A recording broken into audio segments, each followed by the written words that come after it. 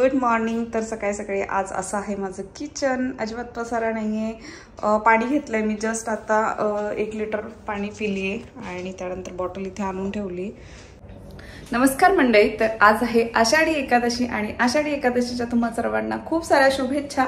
तर आज मी hair wash केलंय, आता चहा ठेवते। खिचडीचं तांदूळ इथे मी भिजवून ठेवलेत, काल रात्री म्हणजे काल संध्याकाळी आम्ही बाहेरून आल्यावरती भिजवून ठेवलेत आणि छान फुललेले आहेत। तर आता खिचडी बनवेल मी नाश्त्याला आणि मी नाही खाणार खिचडी, माझे मिस्टर आणि गाऊ पण नाही खाणार। गाऊची तब्येत अजून खराब आहे। गाऊला सकाळी सकाळी माझे मिस्टर औषध आणायला गेले होते मेडिकलमध्ये, कारण माझ्याकडे आहेत औषधं, अशी नाहीत मेडिसिन, परंतु जुनी झालेली आहेत आणि मी जुनी झालेली अजिबात देत नाही मुलांना। कारण काय होतं की त्याचे साईड इफेक्ट्स वगैरे होतात।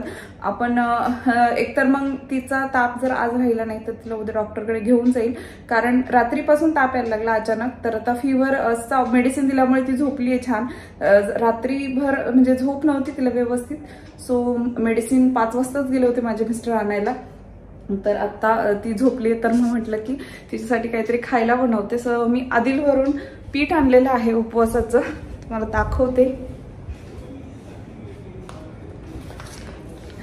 तर हे राजगिराचं पीठ आहे आणि मी राजगिराचे डोसे करेल किंवा राजगिराच्या भाकरी करेल, तर आता नक्की नाहीये। आणि विचार करते उपवासासाठी पनीरची भाजी करेन उपवासाची, तर तुमच्यासोबत मी शेअर करणार आहे पनीरची भाजी देखील। आणि पनीर प्रोटीन रिच असतं, राजगिऱ्यामध्ये देखील खूप सारं प्रोटीन असतं आणि मलाही त्रास होतो ॲक्च्युली, साबुदाणा वगैरे मी खात नाही त्यामुळेच की, आणि साबुदाण्यामधून म्हणावं तेवढं प्रोटीन अजिबात भेटत नाही, त्यामुळे मग माझ्या मिस्टरांना तर आवडतं। सो त्यांच्या पुरतेच मी साबुदाणे भिजायला घातलेत आणि आता मी स्वयंपाकालाही लागेल थोड्या वेळाने। तर राघवही झोपलेला आहे, तर मस्त चहा घेते आधी आणि मग त्यानंतर लागते कामाला।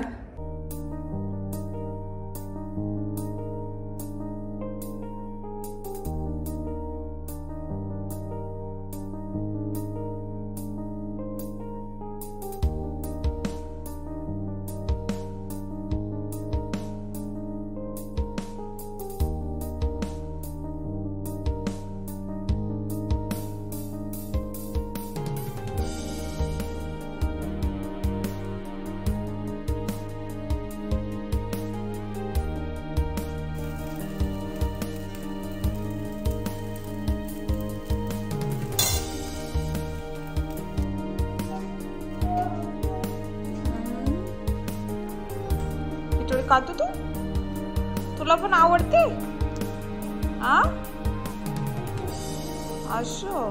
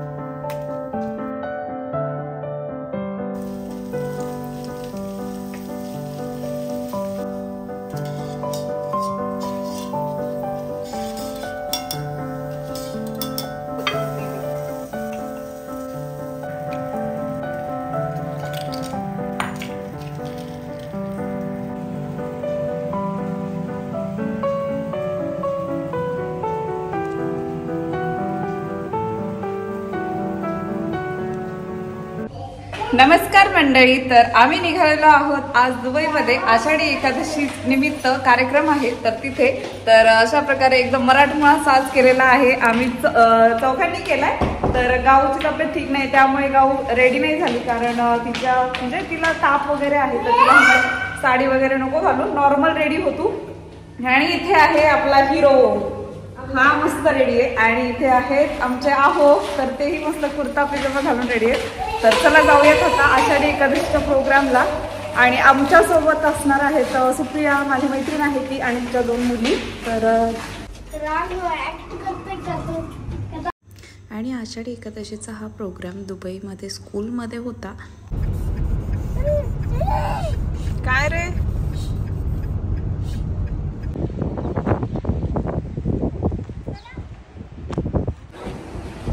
हॅलो.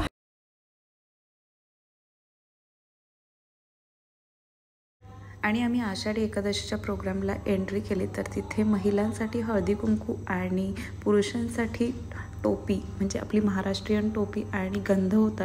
आणि या आषाढी एकादशीच्या प्रोग्रामचे तर हे 10वे वर्ष होते. तर तुम्ही पाहू शकता हॉल केवढा मोठा आहे आणि खरं सांगते 2000पर्यंत लोक आलेली असतील, 1500, कारण एवढा मोठा हॉल होता आणि काही लेट आले. तुम्ही पाहू शकता एवढे सगळे बसलेले आहेत आणि आम्ही येत होतो. तर इतका मोठा प्रोग्राम आणि खरंच खूप छान वाटलं आम्हाला. अगदी पंढरपूरला आल्यासारखंच वाटलं त्या दिवशी.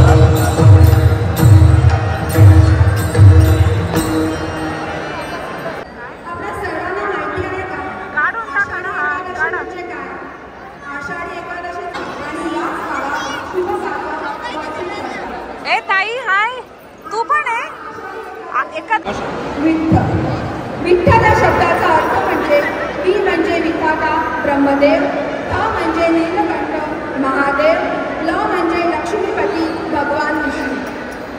ब्रह्मदेव, महादेव, विष्णू या तिघांचं एकत्रीकरण म्हणजे युग 28 विटेवर उभा असलेला भगवान पांडुरंग परमात्मा म्हणजे आणि स्वतःच्या संसाराला काही क्षण दिसत मैलोन मैली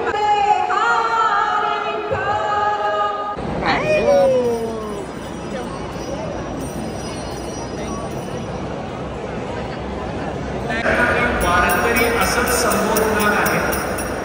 छोटे वारकरी आहेत, मोठे वारकरी आहेत. आज ईश्वर निष्ठांची मांदी यारी झालेली आहे. खरं म्हणजे हा सगळा खेळ वाळवंटी मांडलेला आहे. पण आज या वाळवंटाला निरस करून सगळे वैष्णव आज पायी नाचणार आहेत.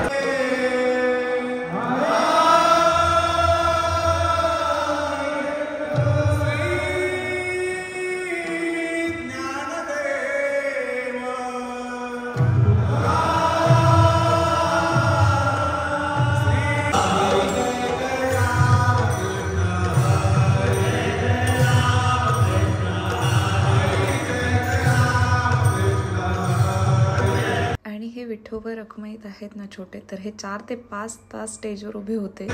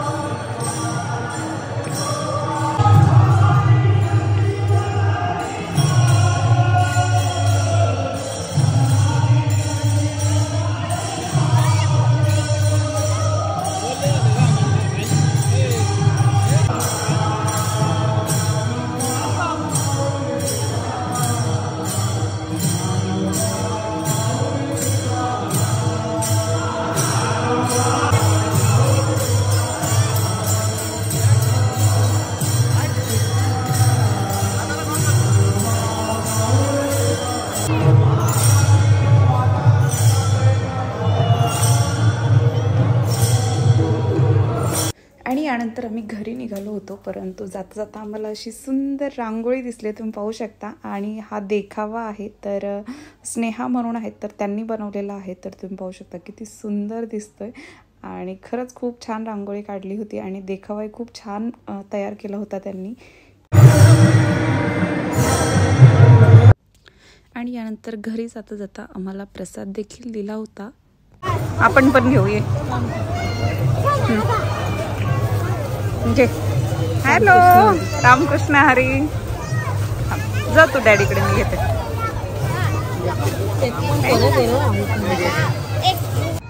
चला चला चल बा, चल बा, चल.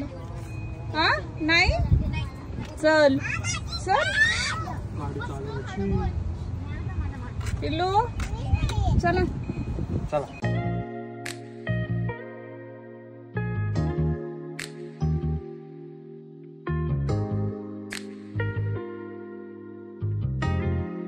नमस्कार मंडळी. तर आम्हाला आता वाजलेले आहेत 8, 8:15 वाजायला आलेत आणि आम्ही जस्ट घरी आलोय आता.